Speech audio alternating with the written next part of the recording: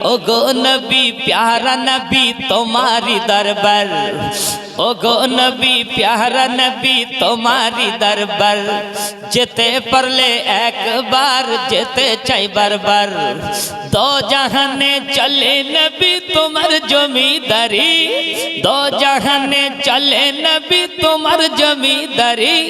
अल्लाह जे सब किछुर मालिक, अल्लाह जे सब किछुर मालिक, नबी बंटनकारी। आमी তোমার ভিখারি, আমি তোমার ভিখারি, আমি তোমার ভিখারি রে রাসূল তোমার ভিখারি, আমি তোমার ভিখারি। আল্লাহুম্মা সাল্লি আলা, আল্লাহ রাব্বুল আলামিন বলেন ইয়া আইয়ুহাল্লাযীনা আমানু ইযা ক্বিলা লাকুম তাফাসসাহু ফিল মাজালিস। আল্লাহ রাব্বুল আলামিন বলেন, ও ঈমানদারেরা, ও বিশ্বাসী বান্দারা, আল্লাহ পাক রব্বুল আলামিন ঈমানদারদেরকে লক্ষ্য করে বলছেন, আল্লাহ পাক জানেন প্রকৃত ঈমানদার ছাড়া, আল্লাহকে বিশ্বাস করনে ওয়ালা ছাড়া এই মজলিসে অন্য কেউ বসতে পারবে? জোরে বলেন পারবে না। এজন্যই আল্লাহ রাব্বুল আলামিন বলেন, মুমিন হলো তারা, ইন্নামাল মুমিনুনাল্লাযীনা ইযা যুকিরাল্লাহু ওয়াজিলাত কুলুবুহুম ওয়া ইযা তুলিয়াত আলাইহিম আয়াতুহু জাদাতুহুম ঈমানাও ওয়া আলা রাব্বিহিম ইয়াতাওয়াক্কালুন। সবাই বলেন আল্লাহু আকবার, বলেন আল্লাহু আকবার, নারে তাকবীর, নারে তাকবীর। আল্লাহ রাব্বুল আলামিন বলেন, নিঃসন্দেহে মুমিন হবে যারা আমার কোরআনের অনুষ্ঠানের মজলিসে বসে যাবে তারা। যখন আমার বান্দাদের কর্ণকোহরে কানে যখন কোরআনের সাউন্ড পৌঁছাবে, কোরআনের সাউন্ড যখন চলে যাবে, শত কাজ ফেলে রেখে তারা সুন্দর দিল নিয়ে, অন্তর নিয়ে কোরআনের মজলিসে ছুটে এসে বসে যাবে। তারা প্রকৃতপক্ষে মুমিন বান্দা হলো তারা। বলি সুবহানাল্লাহ। মুমিন যে হবে সে কোনদিন কোরআনে কারীমের মজলিস রেখে অন্য কাজ করতে পারবে না। মুমিনের বৈশিষ্ট্য থাকবে।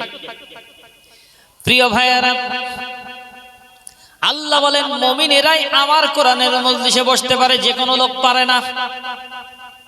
প্রকৃত খাঁটি ঈমানদার যারা হয় তারাই এই মাহফিলে এসে বসে যেতে পারে। এবার আল্লাহ বলেন, ওই মাহফিলে যখন তোমরা বসবে কিভাবে বসতে হবে শোনো। ইয়া আইয়ুহাল্লাযীনা আমানু ইযা ক্বিলা লাকুম তাফাসসাহু ফিল মাজালিস।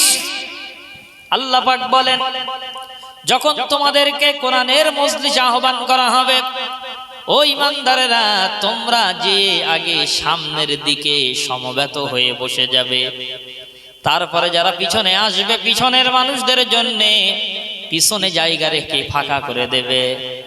কিয়ামতের ময়দানে তোমরা যখন জান্নাতে চলে আসবে, ওই সময় আমি রব্বুল আলামিন দুনিয়ায় কোরআনে কারীমের মজলিসে সামনে বসার খাতিরে আমি রব্বুল আলামিন জান্নাতের ভিতরে কিয়ামতের দিন তোমাদের সামনে জায়গার ব্যবস্থা করে দিব। বলি সুবহানাল্লাহ। এজন্য মজলিসে এসে সামনে বসতে হয় রে বাপ, পিছনে নয়। বিশ্বনবী যখন আয়াতে কারিমা নাযিল হয়ে গেল, বিশ্বনবী সাহাবীদেরকে বললেন, সাহাবীরা তোমরা আমাকে কেমন ভালোবাসো? বলি ইয়া রাসূলুল্লাহ, হে আপনাকে কত ভালোবাসি, কি ভালোবাসার প্রমাণ আপনি চান আপনি বলুন, আমরা এখনই প্রমাণ দেব। আল্লাহর নবী বললেন, শোনো, আমি মাঝে মধ্যে দেখতে পাই, আমি যখন তোমাদের নিয়ে বয়ান করি, মাঝে মধ্যে আমি দেখি আমার সামনের সিটগুলো ফাঁকা আছে, পিছনের দিকে বসে থাকো, আমি দেখতে চাই কে তোমরা আগে এসে বসতে পারো। যেই নেই কথা আল্লাহর হাবিব বলে দিলেন, সাহাবীদের মধ্যে প্রতিযোগিতা শুরু হয়ে গেল। এবার তাড়াতাড়ি করে সবাই সামনের দিকে অগ্রসর হয়ে বসছে। আল্লাহর নবী বললেন, দেখো আজকে যেমন এই সামনের দিকে অগ্রসর হয়ে বসার জন্য তোমরা ঠেলাঠেলি করছো, প্রতিযোগিতা শুরু করেছো, কিয়ামতের ময়দানে আল্লাহ রাব্বুল আলামিন তোমাদেরকে এই রকম ভাবে সামনের দিকে জান্নাতের ভিতরে বসিয়ে দিবে। সুতরাং সামনে বসতে হয়, পিছন থেকে সামনে বসতে হয়। প্রিয় ভাইয়েরা, আমরা কোরআনে কারীম থেকে ওয়াজ শুনবো। আল্লাহ পাক আমাদেরকে বলেছেন, আমার বান্দাদের সামনে কোরআন দিয়ে ওয়াজ করবে। আল্লাহ রাব্বুল আলামিন বলেন, ফাযাক্কির বিল কুরআন। আল্লাহ পাক বলেন, আমার বান্দাদের সামনে তোমরা যখন কথা বলবে, ও ওলামায়েরা, ও দ্বীনের দায়ীরা, যখন তোমরা আমার বান্দাদের সামনে তোমরা কথা বলবে, আমার কোরআনে কারীম দিয়ে দিয়ে আমার বান্দাদের সামনে কথা বলবে। বলি সুবহানাল্লাহ। কেন? কোরআনে কারীমের একটি হরফ, একটি অক্ষর যদি আপনার জবানে তেলাওয়াত হয়, সাথে সাথে 10টা নেকি আল্লাহ পাক বসিয়ে দেয়। বলি সুবহানাল্লাহ। কয়টা নেকি দেয়? কয়টা নেকি? একটা অক্ষরের বিনিময়ে কয়টা নেকি? 10টা। 10টা করে নেকি হয়। এবার আপনি বলবেন, হুজুর আমি তো পড়তে পারি না, আমি তো শ্রবণ করতে এসেছি, তাহলে আমার কি হবে? বিশ্বনবী বললেন, কোরআন তেলাওয়াত করনেওয়ালা যেমন সে প্রতিটা অক্ষরের বিনিময়ে 10টি নেকি পেয়ে যাবে, যে ব্যক্তি সুন্দর নিয়তে সতিস্পষ্ট ভাবে সুন্দর নিয়তে যে ব্যক্তি কোরআন কারীম শ্রবণ করবে, ওই ব্যক্তিকে আল্লাহ পাক রব্বুল আলামিন কম দিবে না, ওর আমলনামায়ও শ্রবণ করার খাতিরে 10টি করে অক্ষরের বিনিময়ে নেকি লেখা হবে। এবার আপনি বলবেন, হুজুর আপনি তাহলে 10টা পাচ্ছেন, আমি 10টা পাবো? হ্যাঁ অবশ্যই। এবার এই নেকিটাকে যদি আপনি ডবল করতে চান, মানে 20টা যদি করতে চান, তাহলে আপনাকে আরেকটু কষ্ট করতে হবে। কি করতে হবে? ওই আলেম ওলামা যখন কোরআনে কারীমের আয়াতগুলো তেলাওয়াত করবে, ওই ব্যক্তির ওই আয়াতের সঙ্গে সঙ্গে আপনার জিভ এবং ঠোঁটটা একটু নাড়াতে হবে, অর্থাৎ তেলাওয়াত করার চেষ্টা করতে হবে। আলেম হুজুর যেভাবে পড়বেন আপনি তো সেভাবে পড়তে পারবেন না, কিন্তু নবী বলেন ওই ব্যক্তির জন্য কোরআন তেলাওয়াতে ডবল সওয়াব। কোন ব্যক্তি? যে ব্যক্তি তোতলা কথা বলতে যে আটকে যায়। বলি সুবহানাল্লাহ। তোতলা ব্যক্তি যদি কোরআনে কারীম তেলাওয়াত করে, ওই ব্যক্তির আমলনামায় ডবল সওয়াব লেখা হয়ে যায়। ডবল সওয়াব হয় যার কথা বলতে আটকে যায় এই কোরআনে কারীম তেলাওয়াত করলে। এবার আপনি বলবেন, তাহলে আমি কি 20টা করে নাকি পাবো প্রত্যেক অক্ষরের বিনিময়ে? হ্যাঁ, যদি আপনি ওই হুজুরের সঙ্গে, ওই আলেমের সঙ্গে যদি আপনি একটু ঠোঁটটা মেলানোর চেষ্টা করেন, জিহ্বাটা যদি নাড়ান, এই কষ্টের বিনিময় আল্লাহ রাব্বুল আলামিন আপনার আমলনামায় এক্সট্রা করে 10টা করে নেকি লিখে দিয়ে দিবে। তাহলে কোরআনে কারীম থেকে ওয়াজ শুনতে হবে। আল্লাহ পাক আমাদের নির্দেশ দিলেন, বিধান দিলেন। কোরআন হচ্ছে আমাদের সংবিধান। কোরআন কি? কোরআন কি বাবু? সংবিধান আমাদের। এতে সব আছে। আল্লাহ পাক কোনো কথা গোপন রাখেননি। এই কোরআনে কারীমে রাজনীতি আছে, অর্থনীতি আছে, সমাজনীতি আছে, পারিবারিক নীতি আছে, জন্ম থেকে নিয়ে মৃত্যু পর্যন্ত, মৃত্যু থেকে নিয়ে কবর, কবর থেকে নিয়ে জান্নাত পর্যন্ত সব আল্লাহ পাক কোরআনের ভিতরে দিয়েছে। বলি সুবহানাল্লাহ। আল্লাহ রাব্বুল আলামিন বলেন, ওয়াকুল্লা শাইইন ফাসসালনাহু তাফসীলা। আল্লাহ পাক বলেন, আমি কোরআনে যা দিয়েছি সব তোমাদের কল্যাণের জন্য, তোমাদের উপকারের জন্য সমস্ত বিষয়কে আমি আল্লাহ রাব্বুল আলামিন খুলে খুলে বলেছি। বলি সুবহানাল্লাহ। সব কিছু আছে কোরআনের ভিতরে। সুতরাং কোরআন থেকে শ্রবণ করতে হবে বাবু। এই কোরআনে কারীমের বিরাট বরকত। রাসূল বললেন কিয়ামতের ময়দানে কোরআন তেলাওয়াতকারীকে বলা হবে, ও কোরআন তেলাওয়াতকারী নেওয়ালা, তুমি তেলাওয়াত করতে থাকো আর উপরে উঠতে থাকো, জান্নাতের উপরে উঠতে থাকো। যেখানে গিয়ে তোমার কোরআন তেলাওয়াত শেষ হয়ে যাবে, সেখানে সেই ততটুকু জায়গা, ততটা জায়গা তোমার জন্য জান্নাতের ভিতরে বরাদ্দ হয়ে যাবে। বলি সুবহানাল্লাহ। যাদের কোরআনে কারীম মুখস্থ আছে বিভিন্ন সূরাগুলো, কিংবা যারা প্রতিদিন আমল করে, প্রত্যেকদিন কোরআনে কারীম মুখস্থ নাই অথচ প্রতিদিন পড়ে, কিয়ামতের ময়দানে আল্লাহ পাক এদের ব্রেনগুলো খুলে দিবেন, তাদেরকে আল্লাহ পাক হাফেজ বানিয়ে দিবে। বলি সুবহানাল্লাহ। তারা পড়তে থাকবে আর উপরে উঠতে থাকবে, পড়তে থাকবে, উপরে উঠতে থাকবে। এজন্য কোরআনে কারীম তেলাওয়াতের চেষ্টা করবেন, নিয়ত রাখবেন মুখস্থ করার। আল্লাহ পাক কিয়ামতের ময়দানে আপনাকে হাফেজ বানিয়ে তুলবে যদি আপনি ওই নিয়ত করেন এবং একটু তেলাওয়াত করেন, প্রতিদিন যদি একটু আমল করেন। রাসূল বললেন কোরআনে কারীমের যদি তোমরা সুপারিশ নিতে চাও, যেহেতু আল কুরআন হুজ্জাতুল লাকা আলাইয়া, আল্লাহর নবী বলেন আল কুরআন হুজ্জাতুল লাকা আলাই। আল্লাহর নবী বলেন, আল্লাহর হাবিব বলেন, কিয়ামতের ময়দানে কোরআন দুই ধরনের সাক্ষী হবে। জোরে বলেন কয় ধরনের? কয় ধরনের বাবু? দুই ধরনের। হয় পক্ষে সাক্ষী দেবে আমার আপনার কোরআনে কারীম, পক্ষে সাক্ষী দেবে, নচেত বিপক্ষে সাক্ষী দেবে। আমরা কোরআনে কারীমের সাক্ষী কি পক্ষে চাই না বিপক্ষে চাই? কি চান? পক্ষে না বিপক্ষে? পক্ষে তো। তাহলে এই মজলিসে বসে বসতে হবে, কোরআনে কারীমকে ভালোবাসতে হবে এবং তেলাওয়াতের চেষ্টা করতে হবে। পক্ষে যদি আপনি সাক্ষী চান, তাহলে আল্লামা রুহুল আমিন রাহমাতুল্লাহ আলাইহি তিনি তার ওজিফা শিক্ষার কিতাবের মধ্যে লেখেন, প্রত্যহ মানে প্রতিদিন যদি কোরআনে কারীমের পক্ষে আপনি কোরআনে কারীম যদি আপনার পক্ষে সাক্ষী দেন, তাহলে প্রতিদিন আপনাকে খুব কম করে হলেও 100 আয়াতে কারিমা তেলাওয়াত করা লাগবে। জোরে বলেন কয়শো আয়াত? 100 আয়াতে কারিমা আপনার তেলাওয়াত করতেই হবে প্রত্যেকদিন।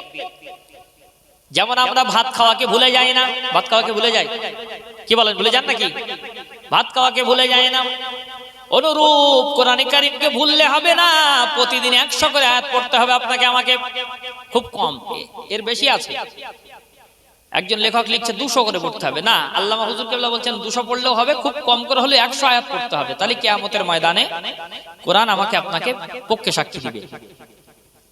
এবার আপনি বলবেন হুজুর আমি তো 100 আয়াত পড়তে পারবো না, আমি তো জানি না, আমার উপায় কি হবে?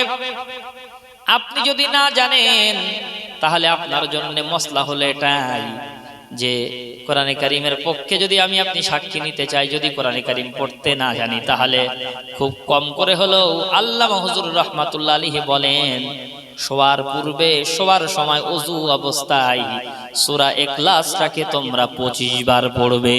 বলি সুবহানাল্লাহ। সূরা ইখলাস থেকে কতবার পড়বো? 25 বার। সূরা ইখলাস আমাদের মুখস্থ আছে না? আছে তো নাকি? সবাই পড়েন বিসমিল্লাহির রাহমানির রাহিম। কুল হুয়াল্লাহু আহাদ আল্লাহুস সামাদ লাম ইয়ালিদ ওয়া লাম ইউলাদ ওয়া লাম ইয়াকুল লাহু কুফুয়ান আহাদ। বলি আল্লাহু আকবার। এই সূরায় আয়াত আছে 4টি। জোরে বলেন কয়টা আয়াত? কয়টা আয়াত? 4টি আয়াত। 4 25 কত হয়? কত? 100 তো? 100।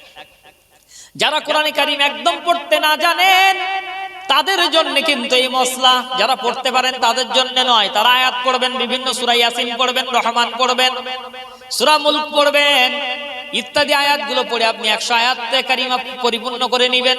কিন্তু যারা একদম না জানেন তাদের জন্য এই মসলা। কোরআনে কারীমের পক্ষে যদি সাক্ষী নিতে চান, প্রতিদিন শোয়ার পূর্বে, শয়ন করার আগে সূরা ইখলাস শরীফটাকে 25 বার ওযু অবস্থায় পড়া লাগবে। বলি সুবহানাল্লাহ। আল্লাহ পাক এই আমলটি করার তৌফিক দান করেন বলে আল্লাহুম্মা আমিন। করব ইনশাআল্লাহ বাবা, করব ইনশাআল্লাহ।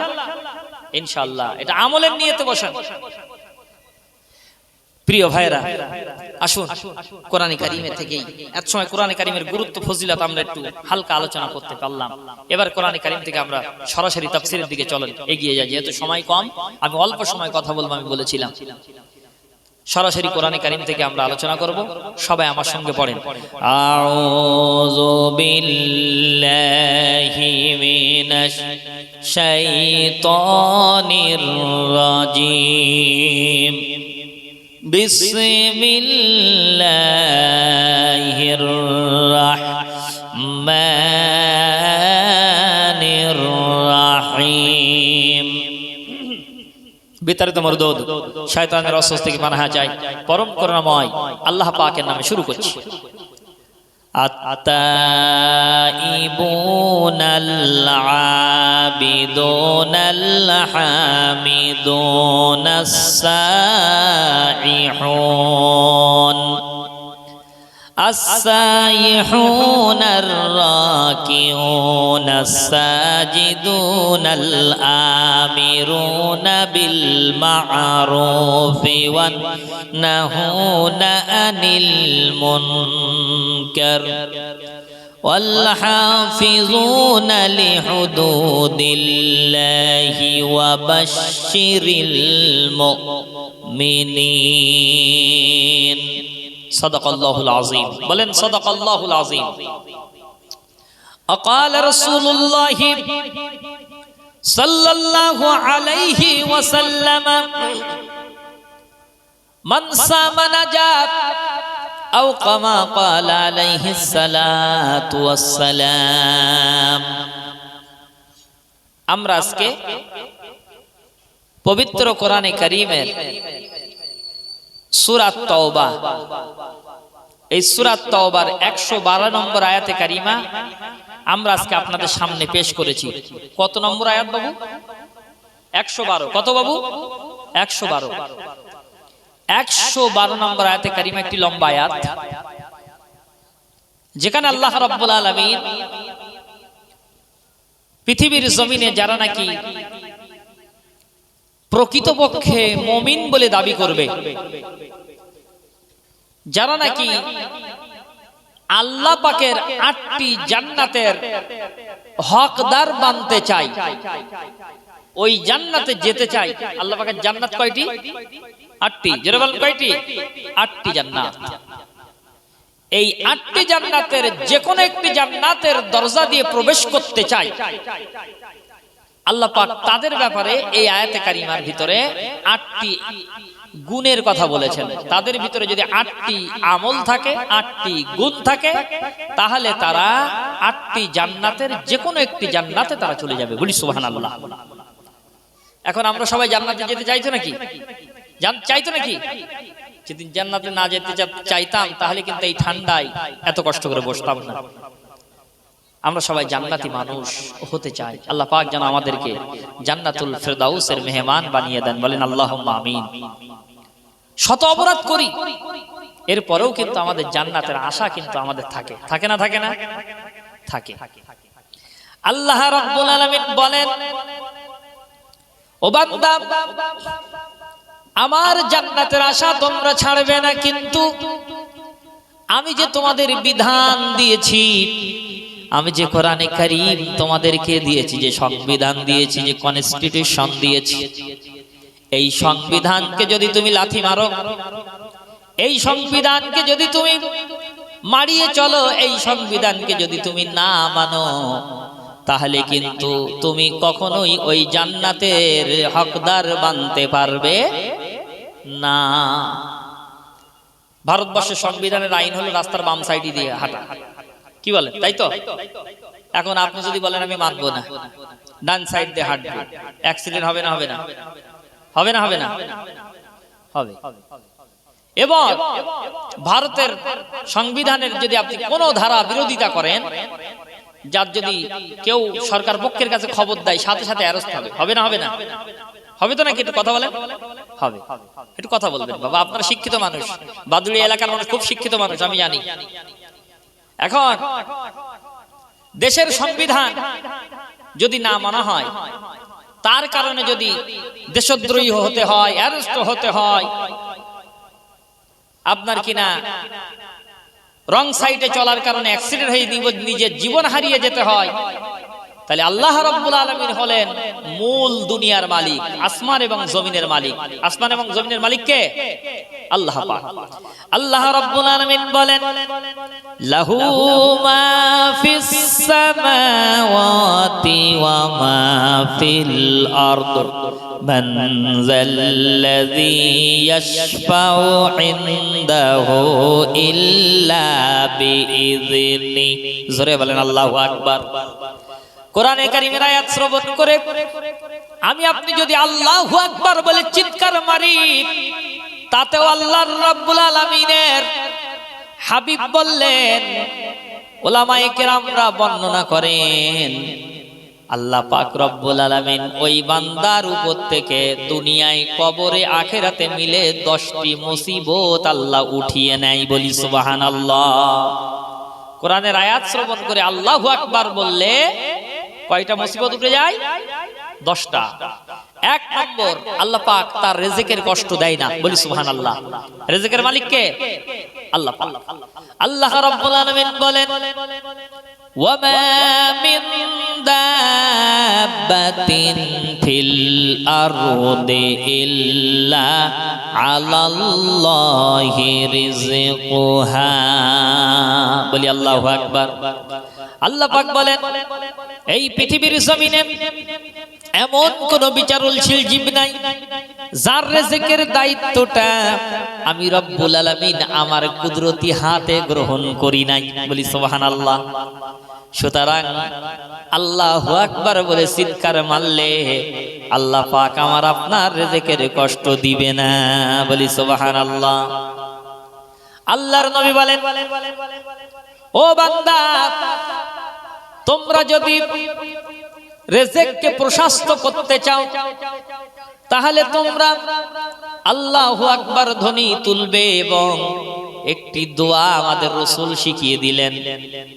আল্লাহর নবী বললেন, তোমরা রিজিককে যদি বাড়াতে চাও, যদি তোমাদের রিজিকের কষ্ট হয়, তোমরা বেশি বেশি পড়ো, আল্লাহুম্মা রযুকনি, আল্লাহুম্মা রযুকনি, আল্লাহুম্মা রযুকনি। হে আল্লাহ, আপনি আমাকে রিজিক দান করেন। বলি আল্লাহুম্মা আমিন। দোয়াটা মুখস্থ করবেন, ছোট্ট দোয়া। রাসূল সাহাবীদেরকে ছোট ছোট আমল দিতেন, বড় আমল দিতেন না, ছোট্ট ছোট আমল দিতেন। ছোট্ট ছোট্ট আমল হুজুর আমার দিয়ে দিতেন সাহাবীরা রে, ছোট্ট ছোট্ট আমল করবে, তবে হ্যাঁ আমলগুলো যেন প্রত্যাহ হয়, অর্থাৎ প্রতিদিন হয়, প্রত্যেক দিন হয়। বাবা, আল্লাহর নবী, আল্লাহর হাবিব বললেন, তোমরা এই দোয়াটা করবে, আল্লাহুম্মা রযুকনি। এই কারণে আল্লাহ রাব্বুল আলামিন তোমাদের রিজিকের প্রশস্ততা বাড়িয়ে দিবেন। বলি সুবহানাল্লাহ। 2 নম্বরে আল্লাহু আকবার বলে চিৎকার মারলে কি হয়? আল্লাহ রাব্বুল আলামিন পৃথিবীর জমিনে তার সম্মান বাড়িয়ে দেন। বলি সুবহানাল্লাহ। সম্মান দেওয়ার মালিক কে? ইজ্জত দেওয়ার মালিক কে? আল্লাহ পাক। আল্লাহ রাব্বুল আলামিন বলেন, কুলিল্লাহুম্মা মালিকাল মুলকি তুতিল মুলকা মা তাশাউ ওয়া তানজিউল মুলকা মিম্মান তাশাউ ওয়া তুইজ্জু মা তাশাউ ওয়া তুযিল্লু মা তাশাউ বিয়াদিকাল খায়র ইন্নাকা আলা কুল্লি শাইইন কাদির। বলি আল্লাহু আকবার। আল্লাহ রাব্বুল আলামিন বলেন, আমি আল্লাহ রাব্বুল আলামিন যাকে খুশি তাকে রাষ্ট্রীয় ক্ষমতা দান করি, যাকে খুশি তাকে আমার ওই ক্ষমতা থেকে নামিয়ে দিই, যাকে খুশি তাকে আমি রব্বুল আলামিন সম্মান দান করি। আবার যাকে খুশি আমি আল্লাহ পাক তাকে বেইজ্জতি করি। সবকিছু আমার কুদরতি হাতের ভিতরে নিহিত রয়েছে। ইন্নাকা আলা কুল্লি শাইইন কাদির, নিঃসন্দেহে আমি আল্লাহ পাক সর্বশক্তিমান। বলি সুবহানাল্লাহ। সুতরাং সম্মান দেওয়ার মালিক কে? আল্লাহ পাক। আপনি আল্লাহু আকবার বলে চিৎকার দেন, আল্লাহ পাক সম্মান দিবে আপনাকে আমাকে, আল্লাহ পাকের ওয়াদা। প্রিয় ভাইয়েরা, তৃতীয় নম্বরে ওই লোকটির যখন মৃত্যু এসে যাবে, যে ব্যক্তি মজলিসে বসে আল্লাহু আকবার বলে, আল্লাহকে স্মরণ করে, কোরআনের আয়াত শ্রবণ করে আল্লাহু আকবার বলে ধ্বনি দিয়ে দেয়, ওর মৃত্যুটাকে আল্লাহ রাব্বুল আলামিন ঈমানি হালাতে মৃত্যু দান করবে। বলি সুবহানাল্লাহ। এজন্যই নবী বললেন, তোমরা সব সময় চাইবে আল্লাহ আপনি আমাকে ঈমানি হালাতে মউত দান করুন। ঈমানি হালাতে কি দান করুন? মৃত্যু দান করুন, মৃত্যু দান করুন। মৃত্যুর ঈমানি হালাতে চাইবেন সব সময়। কেন? আমরা দেখেছি সারা জীবন আল্লাহর ইবাদত বন্দেগী করে গেছে, মৃত্যুর সময় লোকটি এমন অন্যায় কাজ করে ফেলেছে যার কারণে সেই ব্যক্তি ঈমান থেকে চ্যুত হয়ে গেছে, লাইনচ্যুত হয়ে গেছে, ঈমানচ্যুত হয়ে মারা গেছে, বেঈমান হয়ে মারা গেছে। সুতরাং এজন্যই ঈমানি হালাতে আমাকে আপনাকে মৃত্যুবরণ করার জন্য দোয়া করতে হবে সদা সর্বদা। আল্লাহ পাক রব্বুল আলামিন আমাকে আপনাকে যেন ঈমানি হালাতে মৃত্যুবরণ করান। বলি আল্লাহুম্মা আমিন। প্রিয় ভাইয়েরা, এজন্যই আল্লাহর কালাম, আল্লাহর কোরআনের আয়াত শ্রবণ করে আল্লাহু আকবার বলবেন। আল্লাহ চাইলে এই সমস্ত নিয়ামতগুলো আমার আপনারকে আল্লাহ পাক দান করে দিবেন। বলি সুবহানাল্লাহ। পূর্বে যে কথাগুলো বললাম, রিজিকের কষ্ট হবে না, ইজ্জত বাড়িয়ে দিবে, ঈমানি হালাতে মৃত্যু দিবে। চলুন সে আল্লাহ রাব্বুল আলামিন মুমিনের কোয়ালিটি বলছেন। মুমিনের 8টি বৈশিষ্ট্য বলে দিচ্ছেন যে ও মুমিন কারা হবে শোনো। মুমিন যারা হবে আল্লাহ পাক তাদের সম্পর্কে বলছেন, ইন্নাল্লাহা আশতারা মিনাল মুমিনিনা আনফুসাহুম ওয়া আমওয়ালাহুম বিআন্না লাহুমুল জান্নাহ ইউকাতিলুনা ফি সাবিলিল্লাহি ফায়াকতুলুনা ওয়া ইউকতালুন। জোরে বলেন আল্লাহু আকবার। বলেন আল্লাহু আকবার। লিল্লাহি তাকবীর, নারে তাকবীর। আল্লাহ রাব্বুল আলামিন বলেন, নিঃসন্দেহে আমার মুমিনের জান এবং মালকে আমি আল্লাহ রাব্বুল আলামিন কিনে নিয়েছি, বিনিময় আমার মুমিন বান্দা বান্দিকে আমি রব্বুল আলামিন আমার দয়ার জান্নাত দান করেছি। বলি সুবহানাল্লাহ। মুমিনের জানকে আল্লাহ পাক কিনে এনেছেন। আসলে এই যে বুকের ভিতরে যে রূহ কাজ করছে, এই জানটা মূলত জানটা কার? বলেন কার? আল্লাহ পাকের। আল্লাহ পাক জান দিয়েছেন। আবার আমাকে আপনাকে যে হাত পাগুলো আল্লাহ পাক দিয়ে খেলা করাচ্ছেন, কাজ করাচ্ছেন, এই দিয়ে তো আমি আপনি টাকা কামাই করছি। এই যে মাল আল্লাহ আমাকে দিয়েছেন কম বেশি, যা যেরকম অর্থ সম্পদ আসলে, আসলে আল্লাহ পাক তো মাল দিয়েছেন। কে দিয়েছেন? মালটা কার? আল্লাহ পাকের। আল্লাহ বলেন আমি মালকে কিনে নিয়েছি। আল্লাহ রাব্বুল আলামিন বলেন এই জান আর মালের বিনিময় দিয়েছি জান্নাত। আমি আপনি যখন বাজারে যাই, বাজারে গিয়ে বলি দোকানদার ভাই 1 কেজি বেগুন দিয়ে দেন, দোকানদার 1 কেজি বেগুন দিয়ে দেয়, ও আমার প্যাকেটে বেগুনটা দেই, বিনিময় আমি দোকানদারকে কি দেই? টাকা দিই। লেনদেনটা এইভাবেই হয়। ও আমাকে মাল দিয়ে দেয়, আমি তাকে টাকা দিয়ে দিই। এখন আল্লাহ পাক বলছেন আমি জান আর মালকে খরিদ করে নিয়েছি, কিনে নিয়েছি, বিনিময়ে আমার মুমিনকে জান্নাত দিয়েছি। আসলে জানটা তো আল্লাহর, মালটাও তো আল্লাহ, তা কিনেছেন কি? কিনেছেন আমাদের ইচ্ছাটা। কি কিনেছেন বাবু? ইচ্ছা। ইচ্ছা। এই জানটা বুকের ভিতরে আছে বলে আমি আপনি আত্মহত্যা করতে পারবো না। আত্মহত্যা করলে জাহান্নামে যাওয়া লাগবে।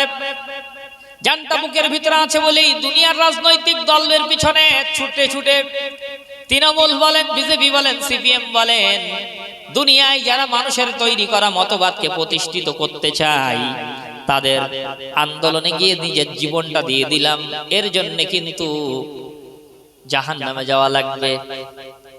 কেননা এই জানটা এজন্যই খরচ করার কথা ছিল না। যদি আমি আপনি ইসলামের জন্য, মনে মসজিদ রক্ষা করার জন্য, মাদ্রাসা রক্ষা করার জন্য, ওয়াকফ সম্পত্তি রক্ষা করার জন্য যদি আন্দোলন করতে গিয়ে যদি শহীদ হয়ে যেতাম, অবশ্যই অবশ্যই আল্লাহ রাব্বুল আলামিন এর বিনিময় জান্নাত দিয়ে দিবেন। বলি সুবহানাল্লাহ। ইসলামের জন্য যদি জানটা খরচ হয়ে যায় তাহলে জান্নাত পাওয়া যাবে। অনুরূপ এই যে মালটা আল্লাহ পাক দিয়েছেন, এই মালটা যে কোনো দলের লোক এসে চাঁদা চাইবার আমি দিয়ে দেব, জান্নাতের আশা করি হবে না, ভুল হবে, বিরাট ভুল।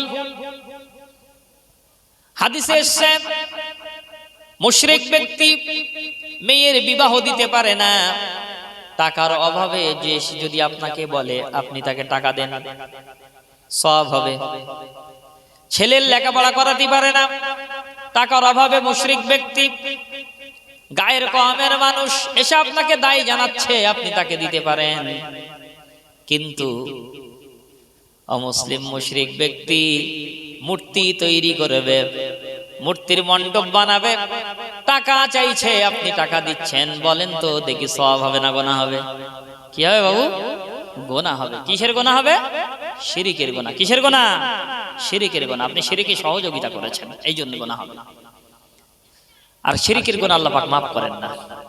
আল্লাহ রাব্বুল আলামিন বলেন, ইন্নাল্লাহা লা ইয়াগফিরু আন ইউশরাকা বিহি ওয়া ইয়াগফিরু মা দুনা যালিকা লিমান ইয়াশা। নিঃসন্দেহে আল্লাহ রাব্বুল আলামিন মাফ করেন না শিরকের গুনাহ। যারা নাকি শিরক করে, এই শিরকের গুনাহ আল্লাহ পাক মাফ করতে চায় না। প্রিয় ভাইয়েরা, এজন্য আল্লাহ বলেন, আমার মুমিনের ইচ্ছাটা আমি কিনে নিয়েছি, ইচ্ছা মতো সে জান খরচ করতে পারবে না, ইচ্ছা মতো সে তার মালকে ব্যয় করে যেখানে সেখানে দিতে পারবে না। এই যে মাহফিল হচ্ছে, এই মাহফিলে মাল দিয়েছেন, অর্থ দিয়েছেন, এর জন্য আল্লাহ চাইলে আপনি জান্নাতের হকদার হতে পারবেন। বলি সুবহানাল্লাহ। এর জন্য আপনি জান্নাতের হকদার হতে পারবেন, আল্লাহ পাক দিবেন। প্রিয় ভাইয়েরা, এজন্যই আসলে মুমিন হতে গেলে যে 8টি বৈশিষ্ট্য লাগবে, এই 8টি বৈশিষ্ট্য আমার আপনার ভিতরে প্রবেশ করাতে হবে। আমার আপনার শরীরের ভিতরে 8টি আমল নিয়ে আসতে হবে। আল্লাহ রাব্বুল আলামিন বলেন, মুমিনের 1 নম্বর বৈশিষ্ট্য হবে কি জানো? আল্লাহ পাক বলছেন, আত-তাইবুন। মুমিনের 1 নম্বর বৈশিষ্ট্য হবে, মুমিন দুনিয়ার জমিনে বেঁচে থাকবে, বেশি বেশি আল্লাহর কাছে তওবা করবে। বলি সুবহানাল্লাহ। মুমিন কি করবে? মুমিনের 1 নম্বর গুণ কি থাকবে? তওবা করবে। কি করবে বাবু? তওবা করবে। একটু কথা বলবেন, একটু দরুদ শরীফ পড়েন। আল্লাহুম্মা সাল্লি আলা وعلى آل سيدنا। ओ गो नबी प्यारा नबी तुम्हारी दरबार, ओ गो नबी प्यारा नबी तुम्हारी दरबार, যেতাই পেলে একবার যেতে চাই বারবার, दो जहाने चले नबी तुम्हार जमीदारी, दो जहाने चले नबी तुम्हार जमीदारी। अल्लाह जे सब किचुर मालिक, अल्लाह जे सब किचुर मालिक, नबी बंटनकारी, आमी तुम्हार भिखारी, आमी तुम्हार भिखारी, आमी तुम्हार भिखारी रे रसूल तुम्हार भिखारी, आमी तुम्हार भिखारी। बोली सुबहानाल्लाह। जोरे बोलें ना सुबहानाल्लाह। তোমার ক্ষমতা চলে আসমানে শুধু জমিনে নয়, তোমার ইশারায় মাগরিব থেকে উল্টা আসর হয়। বলি সুবহানাল্লাহ। আল্লাহর নবীর ক্ষমতাটা চলে আসমানের উপরে, শুধু জমিনে চলে না। হযরত আলী রাদিয়াল্লাহু তাআলা আনহু, হুজুর আলী রাদিয়াল্লাহু তাআলা আনহুর পুরুর উপরে মাথা রেখে ঘুমাচ্ছিলেন। কি করছিলেন বাবু? ঘুমাচ্ছিলেন। হঠাৎ সূর্যটা ডুবে গেছে। হযরত আলী রাদিয়াল্লাহু তাআলা আনহুর আসরের নামাজটা ছুটে গেছে। হুজুর কাঁদছেন। হুজুরের চোখের পানি হুজুরের মুখে যেই না পড়েছে, আলী কাঁদছো কেন? বলি ইয়া রাসূলুল্লাহ, হুজুর আসরের নামাজ চলে যাচ্ছে হুজুর, তাই কাঁদছি হুজুর। দেখেন সূর্য চলে গেছে, মাগরিব হয়ে গেছে। আল্লাহ নবী বললেন, এই সূর্য, আমার আলী নামাজ পড়বে। আলীর নামাজ হয়নি, সূর্য ওঠো চলো। সঙ্গে সঙ্গে সূর্যটা আবার লাল বর্ণ ধারণ করে চলে আসছে। বলি সুবহানাল্লাহ। তাই বলছে, তোমার ক্ষমতা চলে আসমানে শুধু জমিনে নয়, তোমার ইশারায় মাগরিব থেকে উল্টা আসর হয়। তোমার মুজিজার কথা কি শেষ করিতে পারি, তোমার মুজিজার কথা কি শেষ করিতে পারি। খেজুর গাছের ডাল হইল, খেজুর গাছের ডাল হইল ধারালো তরবারি। আমি তোমার ভিখারি, আমি তোমার ভিখারি, আমি তোমার ভিখারি রে রাসূল, তোমার ভিখারি, আমি তোমার ভিখারি। ও গো নবী প্যারা নবী তোমারি দরবার, ও গো নবী প্যারা নবী তোমারি দরবার। যেতে পারলে একবার, যেতে চাই বারবার। দো জাহানে চলে নবী তোমার জমিদারি, দো জাহানে চলে নবী তোমার জমিদারি। আল্লাহ যে সব কিছুর মালিক, আল্লাহ যে সব কিছুর মালিক, নবী বন্টনকারী। আমি তোমার ভিখারি, আমি তোমার ভিখারি, আমি তোমার ভিখারি রে রাসূল, তোমার ভিখারি, আমি তোমার ভিখারি। আল্লাহুম্মা সাল্লি আলা ওয়া আলা আলি সাইয়্যিদিনা। তোমার ইচ্ছা প্রাধান্য পাই সবারই উপর, বাস্তব প্রমাণ কিবলা মোদের মক্কার কাবা ঘর। বলি সুবহানাল্লাহ। একটু জোরে বলেন না সুবহানাল্লাহ। তোমার ইচ্ছা প্রাধান্য পাই সবারই উপর, বাস্তব প্রমাণ কিবলা মোদের মক্কার কাবা ঘর। বাইতুল মুকাদ্দাস যে ছিল কিবলা সবারই, বাইতুল মুকাদ্দাস যে ছিল কিবলা সবারই। কাবা কিবলা কবুল হলো, কাবা কিবলা কবুল হলো, ইচ্ছা তোমারই। আমি তোমার ভিখারি, আমি তোমার ভিখারি, আমি তোমার ভিখারি রে রাসূল, তোমার ভিখারি, আমি তোমার ভিখারি। ও গো নবী প্যারা নবী তোমারি দরবার, ও গো নবী প্যারা নবী তোমারি দরবার। যেতে পারলে একবার, যেতে চাই বারবার। দো জাহানে চলে তুমি, দো জাহানে চলে নবী তোমার জমিদারি, দো জাহানে চলে নবী তোমার জমিদারি। আল্লাহ যে সব কিছুর মালিক, আল্লাহ যে সব কিছুর মালিক, নবী বন্টনকারী। আমি তোমার ভিখারি, আমি তোমার ভিখারি, আমি তোমার ভিখারি রে রাসূল, তোমার ভিখারি, আমি তোমার ভিখারি। আল্লাহুম্মা সাল্লি আলা সাইয়্যিদিনা ওয়া আলা আলি সাইয়্যিদিনা। চলুন এগিয়ে যাই। খারাপ লাগতেছে নাকি আপনাদের? এই বাবা কষ্ট হয়, কষ্ট হচ্ছে? চলুন এগিয়ে যাই। বাবু যে কথা বলতেছিলাম, মুমিনের 8টি বৈশিষ্ট্য। জোরে বলেন, মুমিন হওয়ার কয়টা বৈশিষ্ট্য? 8টি বৈশিষ্ট্য। 1 নম্বরে মুমিন বেশি বেশি কি করবে? তওবা করবে। কি করবে? তওবা করবে, তওবা করবে। তওবাকে আল্লাহ রাব্বুল আলামিন বেশি পছন্দ করেন, বেশি ভালোবাসেন। এজন্য আল্লাহ রাব্বুল আলামিন বলেন, ইয়া আইয়ুহাল্লাযীনা আমানু তুবু ইলাল্লাহি তাওবাতান নাসুহা। বলি আল্লাহু আকবার। আল্লাহ রাব্বুল আলামিন বলেন, হ্যাঁ দিয়ে রাখেন।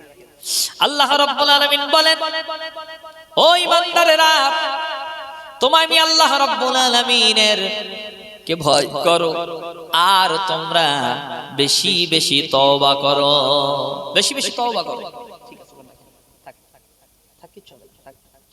আল্লাহ পাক বলছেন তোমরা বেশি বেশি তওবা করো। ও ঈমানদারেরা, তওবাই নাসুহা করো, বেশি বেশি তওবা করো, ফিরে এসো। কি কাজ থেকে ফিরবে? অন্যায় কাজ থেকে ফিরে এসো। যে অন্যায়টা আমার আপনার ভিতরে রয়েছে, যে শরীয়তের খেলাফ কাজটা আমি আপনি করছি, এর থেকে বিরত থাকতে হবে। এর নাম হলো তওবা। কঠিন কাজ, কঠিন গুনাহ করছি, সেই গুনাহ থেকে স্টপ করে দিতে হবে। ওই গুনাহটা আর করলে হবে না। আল্লাহকে বলতে হবে, আল্লাহ আমি ভুল করেছি, আমি আর এই গুনাহটা করব না, আল্লাহ আপনি আমারে মাফ করে দেন। আর এই তওবা করার জন্য আল্লাহ রাব্বুল আলামিনের হাবিব বলছেন, আত-তাইয়িবু মিনাজ যামবি কামান লা যামবা লা। তোমরা বেশি বেশি তওবা করো, আল্লাহর কাছে ইস্তেগফার করো, ক্ষমা চাও। তোমরা সদা সর্বদা আল্লাহ পাকের কাছে ক্ষমা চাও, ইস্তেগফার করো। আমার ভাইয়েরা, বাবাজিরা আমার, এজন্যই আমাকে আপনাকে সদা সর্বদা তওবা করতে হবে, ফিরে আসতে হবে। আল্লাহ পাকের কাছ থেকে ফিরে আসা লাগবে আল্লাহর দিকে। এমন তওবা করতে হবে যে তওবার উপরে দাঁড়িয়ে থাকতে হবে, অন্যায় কাজটা আর করা যাবে না। যেমন কিনা ফুরফুরা শরীফের পীর মুজাদ্দুজ্জামান দাদা হুজুর রাহমাতুল্লাহ আলাইহি, আল্লাহ পাক তাকে কি হিকমত দান করেছিলেন। হুজুর কেবলা একটা মাহফিলে বসে আছেন, মানুষেরা তো হুজুরের হাতে হাত দিয়ে মুসাফা করছে। একজন ব্যক্তি একটা 50 টাকার নোট নিয়ে হুজুরের হাতে দিচ্ছে। কয় টাকার নোট? বাবা কত টাকার নোট? 50 টাকা। হুজুর টাকাটা নিলেন না, হাত কানা ধরে বললেন, বাবু তোমার টাকা আমার লাগবে না। না হুজুর, আপনি আমার টাকাটা নেন। আচ্ছা আচ্ছা, বলছে যে টাকাটা লাগবে না। ওই সময় হুজুর বললেন যে টাকাটা লাগবে না। বলছে কেন? বলছে না বাবু, তোমার টাকা লাগবে না, তুমি সুদ খাও। বলছে তুমি কি সুদ খাও? লোকটি কোন রকম কথা না বলে বললেন, জি হুজুর আমি সুদ খাই। হুজুর বললেন তোমার টাকা আমি নেব না। লোকটি বললেন, হুজুর আপনি আমার টাকাটা নেন আর আমাকে তওবা পড়িয়ে দেন, আমি জীবনে আর কোনোদিন সুদ খাবো না। বলি সুবহানাল্লাহ। হুজুর বললেন, বাবু তুমি আমার হাতে হাত দিয়ে তওবা পড়ো। তওবা পড়িয়ে দিলেন আর বললেন, এই টাকা আমি নেব না। মাওলানা তোজাম্মেল হোসেন সাহেব দাদা হুজুর একজন মুরিদ ছিলেন হাওড়া জেলায়, ওনার মাজার শরীফ। তো উনি বললেন যে মাওলানা আপনি এই টাকাটা রেখে দেন। দাদা হুজুর রাহমাতুল্লাহ আলাইহি বললেন টাকাটা রেখে দেন, 1 বছর এই লোকটার দিকে আপনি একটু লক্ষ্য রাখবেন। যদি এই লোকটি 1 বছর যদি এই তওবার উপরে দাঁড়িয়ে থাকে আর যদি সুদ না গ্রহণ করে, তাহলে টাকাটা আমার মাদ্রাসায় পাঠিয়ে দেবেন। কোথায় পাঠিয়ে দেবেন? দাদা হুজুর কোথায় পাঠাতে বললেন? মাদ্রাসায় পাঠিয়ে দেবেন। যাই হোক, সেই আল্লাহর ওলি এমন ছিলেন যে সেই তওবা পড়িয়ে দিয়েছিলেন। দেওয়ার পরে তিনি সেই তওবার উপরে দাঁড়িয়েও ছিলেন, আর কোনোদিন সুদের মাল ভক্ষণ করেনি।